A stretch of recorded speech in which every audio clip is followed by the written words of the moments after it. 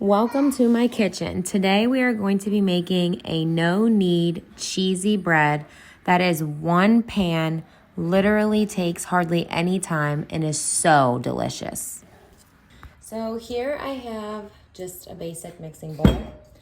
To that you are going to add 1.5 cups of warm water. And then to that you're going to add 2 teaspoons of instant yeast.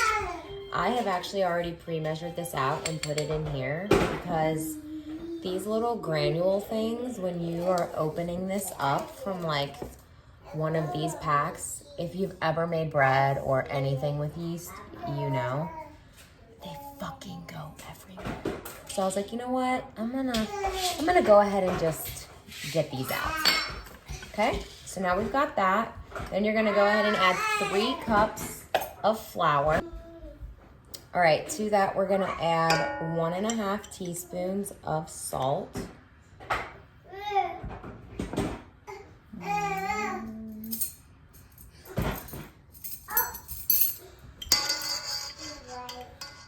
All right, now that you've got all your ingredients in here, you're just gonna go ahead and mix this all up.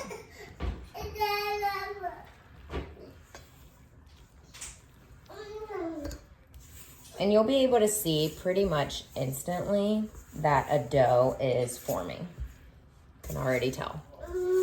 But basically this is just gonna look like a matted carpet. Basically, nothing special, but you can see that it's got the consistency of dough. So now that you've got that all mixed up and combined, you are going to go ahead and add your cheese. So for this, I am literally going to be adding, I freshly grated my cheese. You can use bagged cheese, but I just always find that freshly grated cheese, well, it just tastes better, and I think it melts better too, myself. So I just have about 2 cups of mild cheddar and a little bit of sharp cheddar, basically because that's all I had on hand. But you can use like Monterey Jack, Colby, you can use mozzarella, you can kind of use whatever. And then we're just gonna go ahead and mix this up with our hands. Okay, so we've got our cheese in here, so I'm just gonna go ahead and kind of mix this all together. It doesn't really need to be perfect, it just needs to be mixed up.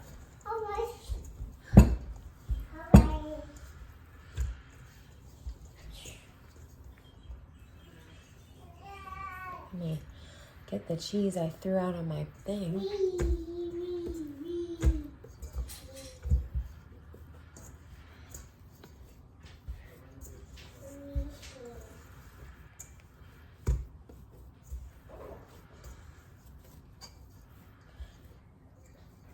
All right, so as you can see, this is kind of what your dough ball should look like with all your cheese on it. We're gonna go ahead and take this out for just a second, and I'm just gonna lightly oil this pan so it doesn't stick while it rises. All right, now that we've got our bread ball together, and you've got, I just literally maybe just sprayed a smidge of olive oil just so it wouldn't stick while it's rising. You're gonna go ahead and cover this. You can cover it tightly with like saran wrap, or you can just cover it with a towel. And then you're just gonna wanna place it somewhere warm so it can rise for a full hour. I have my oven preheating to 450 because that's what we are going to need to bake this at. So I am actually going to sit this on top of my stovetop because my stovetop is nice and warm. I do not have a Dutch oven or like a cast iron. It's on my to-do list, okay? But any pan works fine. You just need to make sure that you can cover it. So be real careful. All right, let's get our bread. Let's see how she looks. Holy shit. She rose, baby. Okay. You need parchment. And you're just gonna kind of shape it a little bit.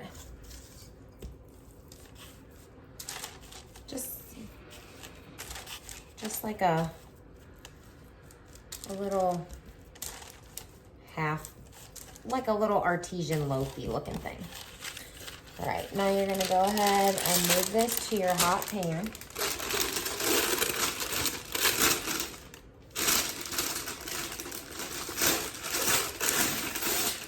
You just wanna make sure you have kind of like enough on these sides here, so that way you can pull it out when it's ready. Okay, so if you have a lid, obviously that works perfectly.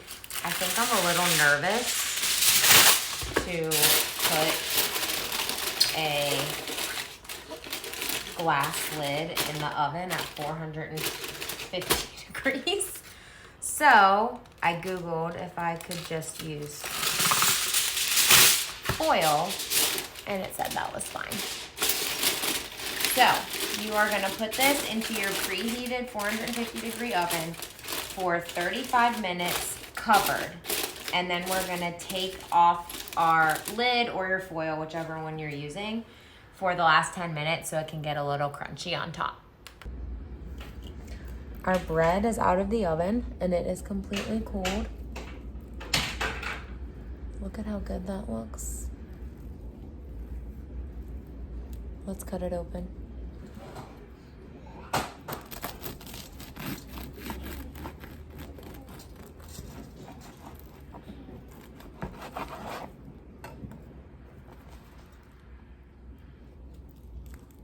Look at this perfect bread.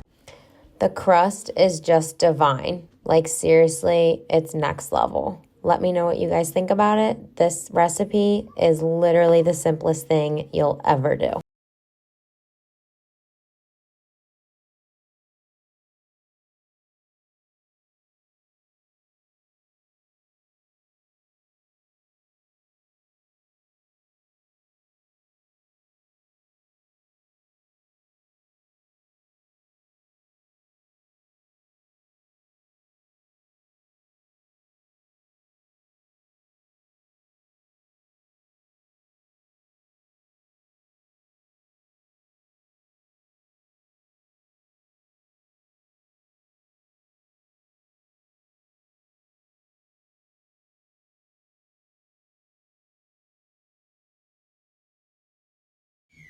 The crust on here is next level. I really think that this bread is probably perfect if you wanted to rip it up to make like a dip, like a spinach dip with it. So I think that's what I'm gonna try next time, but holy smokes. With only 5 ingredients, you guys, come on.